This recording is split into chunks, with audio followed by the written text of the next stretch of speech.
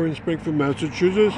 We're in front of the Old Souls Church, and it was made by an architect named John Donahue. He did most of the schools and churches in Springfield. He also did a few in Northampton. He was very prolific in all the work he did.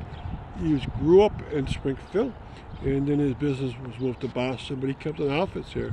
And you can see by the Flemish brown brick at an angle along those diagonals. He always used that style with a very dark colored brick going along the diagonals. And this one has 4 brick markers in the middle of each diagonal piece.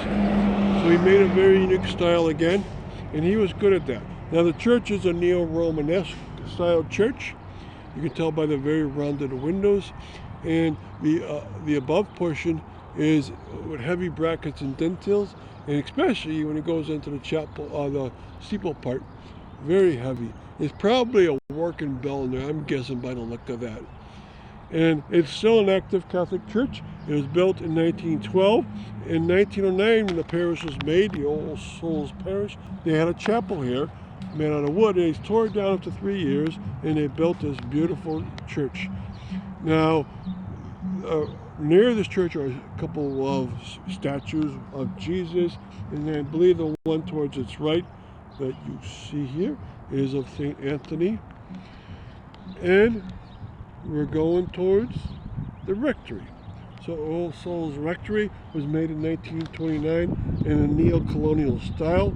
It has some elements of Romanesque, but in general, it's a very nice looking building, still used as the rectory for the Old Saints Church.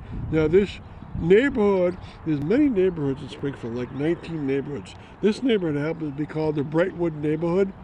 It's in the north end of Springfield, settled mostly by French Canadians, and this church might have been from the French Canadian era. But the building to the left is not a Catholic school, it's the Brightwood School. So the grammar school or the elementary school associates very heavy look to it, with heavy dentils. That's the public school for this neighborhood. And so this street is very different from most of Springfield. It's on a linear fashion, and whereas most of the streets in Springfield were on curves. So this wasn't the original part of where anyone would have settled in the old time Springfield. And you know that because of the very straight streets around here. So we'll sweep an arch from the school to the church to the rectory.